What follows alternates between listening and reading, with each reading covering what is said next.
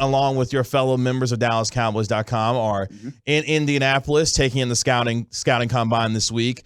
Before we get into, real specifics, with the draft itself, what's the overall, feel like down there in Indy as, these players get ready to work out for these teams and try to put on the best show that they can for all 32 clubs? Yeah, I think it's anticipation is really how it goes here. I feel like everybody kind of showed up on Sunday night or Monday, and it was kind of working into that time period. But interviews actually get started tomorrow. So teams have been able to meet with players ever since Monday night, or last night, I should say. And there have been meetings going on throughout the week. But really the on-field stuff doesn't get started until Thursday, and then the media portions don't really get started until tomorrow. So right now it's a lot of conversation. It's who is going to elevate their draft stock, who is going to really steal the show, and then also what is going to happen at the front end of this draft. Of course, the reports came out earlier this week that the Bears are maybe shopping that first overall pick, which isn't necessarily surprising, but there are teams that are willing to move. I was talking to somebody earlier this week with the Buccaneers, and they said maybe we're going to trade back. They think the Cardinals might trade back out of the number 3 spot. There are so many different options in front of the Cowboys, who are, of course, picking at 26, to where there's all these different scenarios, and also not to mention free agency kind of throwing a wrench into that as well. So I would say that the biggest feeling right now is the anticipation, followed closely by intrigue, because we may have some big-time deals made in the middle of Indianapolis here over the next couple days. It's just whether or not it actually hits the market, it actually hits the media, and when we end up hearing that news. You mentioned that there might be some big-time deals, and there's a lot of intrigue surrounding all the movement right now. Could you see the Cowboys getting involved in that, and specifically with the wide receivers, because it's a foregone conclusion that that area needs to improve? But do you see them getting involved, whether it's the draft or making a trade, here across the next couple of months? Do you think they're going to be aggressive in that position group? Yeah, when we talked to Stephen Jones earlier, he backed up some of the guys that were in the wide receiving core at the moment. He said that he feels like there's a solid nucleus, but he also didn't rule out the fact that you could go add some talent at wide receiver. And I think the biggest thing that I took away from what he said earlier, at least in terms of roster building, is the fact that everything's on the table right now. You could go out and make a trade and go get a big name. You've seen them do that before. Maybe if somebody wanted number 26 in exchange for a big-time wide receiver, I don't think that's necessarily off the table. It just all has to be at the right price. They're looking, they're having conversations. There's definitely some intrigue on the Cowboys side of things, because other teams know that they have multiple needs. They know that they have holes to fill and a new offensive scheme, or at least a new offensive play caller, maybe not a complete overhaul of the scheme, but they may want to make some changes in their personnel. So I think I'm not going to predict that anything is going to happen specifically, but I definitely think it's a possibility when, of course, the week here in Indianapolis is said and done. Kyle, give me the player that has intrigued you most in the draft process that could be a realistic target for the Dallas Cowboys. Is it good intrigue or worrisome intrigue? Which one are you wanting? Let's start with the positive intrigue. Okay, positive intrigue. I'm going to say linebacker out of Washington State. And this isn't a first-round guy. This is probably going to be a second or a third-round pick, maybe even outside of the top 100. But he's a Washington State linebacker. Dayan Henley is his name, and I believe it's Dayan. I may have to double-check on his pronunciation by the time the week is done. 6'1", right under 6'1", 230 pounds is what he was measured at the Senior Bowl in Mobile. He was intriguing in Mobile. He flies to the football. He makes great reads. Overall, he's not going to jump off the page athletically, but I think he'll test well, which is weird to say because on tape he doesn't look like that next level speed or that next level change of direction.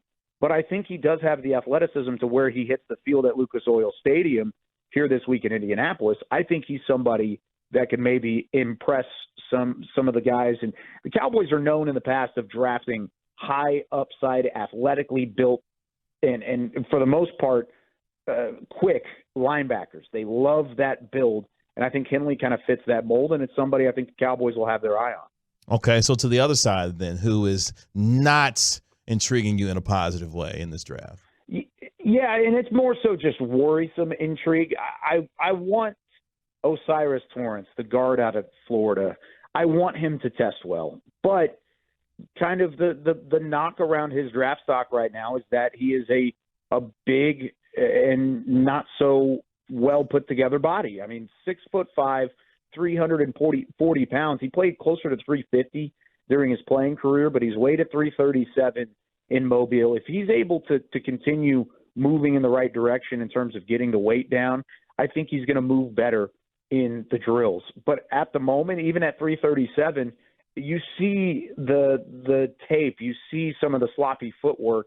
I think that will translate to the drills. I don't know if Osiris Torrance will necessarily test well. He'll be okay going downhill. His 40 time is not going to be the worst 40 time out of the class. But when you look at the change of direction and some of the stuff that I think he'll have to do because scouts want to see it, I think that's where he's going to struggle. And he's a first-round potential for not only the Cowboys but a couple of teams. And you want a guy like that to succeed. On the other end, offensive line-wise, I love what I've seen from Steve Avila, TCU interior offensive lineman. He's got kind of a guard center flex. He can probably play a little bit of both. I think he's going to test well here in Indianapolis, and if he does so, he may start creeping his way into a late second-round conversation, which, of course, if the Cowboys don't go offensive line in the first, they could certainly make that selection in the second to continue building up front like they have in the past. Kyle Youmans, DallasCowboys.com, joining us on 105.3 The Fan. Kyle, one guy that's intrigued me in this process, and he's getting some national love even from Tom Pelissero on Twitter, Kansas State cornerback Julius Brents. He's the perfect Dan Quinn mold, if you ask me. He's 6'3", nearly 7 foot wingspan.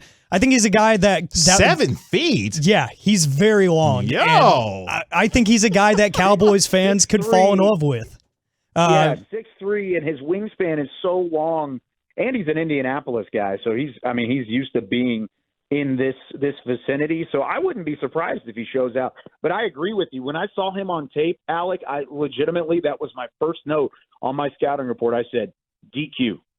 Dan Quinn. I mean, that is exactly what DQ ordered in terms of length. And again, not a first round, second round guy. He may be a fourth or fifth round pick, which if you're going to invest in corner, that's in the vicinity, right? Yeah. I'm really intrigued by that. And, it fits the Dan Quinn mold, but at the same time, it is kind of scary after the Nashawn Wright experiment. It's not exactly over, but it's kind of the same mold. But are there any other corners that may be intriguing you? As that was a position that kind of scared people down the stretch, with Anthony Brown going down, all the injuries there at the position. Are there any guys that could help that might not necessarily be that day one guy, but you think could be impactful, maybe a few games into the season? Yeah, there's a couple guys that I think could maybe be in that mix. And one of the names that I keep getting thrown out there is Keely Ringo, the Georgia corner, who at least early in the draft process, early in the draft process, he was kind of tabbed as a guy that might be a first-round pick, maybe even a top 15 pick. Oh, we may have lost him. We'll get him back here on the Diamond Factory hotline. Kyle was hot cooking on that point that he was letting us know that he had. We'll get him back here in just a moment. Kyle Youmans of DallasCowboys.com joining us here on the Get Right. 7 foot wingspan, though? Yeah, I'm trying to find a picture on Google Images that gives you a little bit of justice of how truly long this guy is. 6'3", 7 foot wingspan. He's just lanky, but he's also athletic to the point where they're expecting a 4.3-ish 40 on him. A lot of analysts and scouts are expecting him. If he puts up a number like that, that's going to shoot him up. Yeah, a lot of draft they're saying boards. sub 4.4 is what they're expecting. Yikes. As we bring back in Kyle Youmans of DallasCowboys.com, you were saying, sir. Yeah, what was the last thing that you guys heard? Because I was talking for a little bit. I don't know where I got Low key, we forgot to. We forgot to. We forgot to. We were talking about the corners though. Yeah, you mentioned Keely Ringo in the first round. That's right. That's right. Possible top 15, but guys outside of him. Okay. So I wasn't talking that long. That's good. Okay, somebody must have cut the Indianapolis cell lines or something. Yeah, some of those other top names. I don't know if Ringo's going to be a top 15 pick.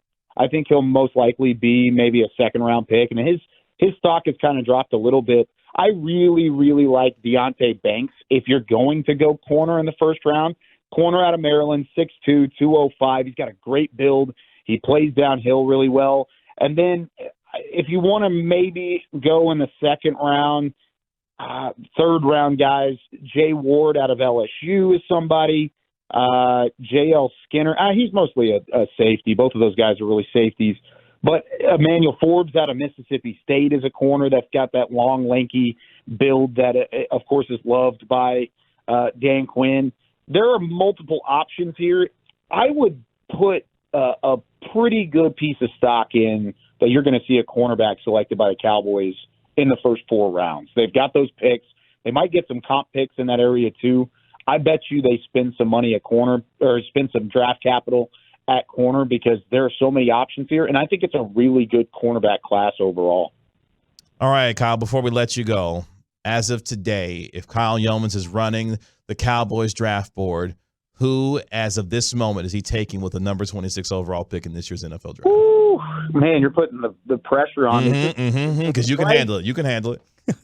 Yeah. There's a lot of different options because you don't know what's happening at running back. You don't know what happens in free agency at linebacker, safety. I would still think, regardless, wide receiver is going to be a need. I think either way, you can maybe go make a trade. You can maybe go sign some veteran free agents.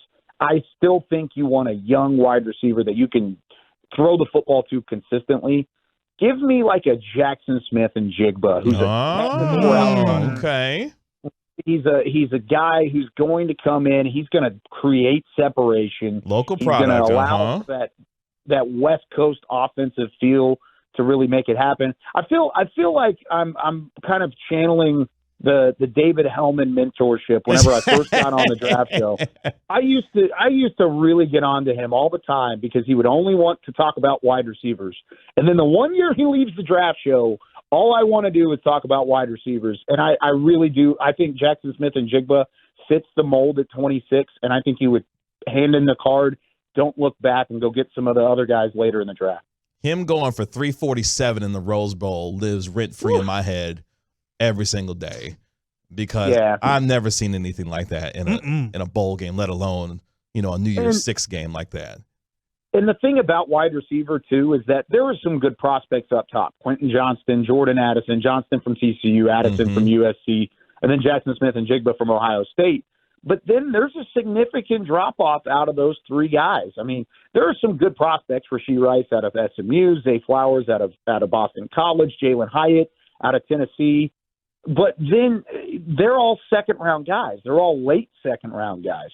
So if you're telling me you could get a Jackson Smith and Jigba, who's a 1-2 grade on my board right now, even though there's a 1 at the front and a 2 at the back, that's where you're picking at pick number 26.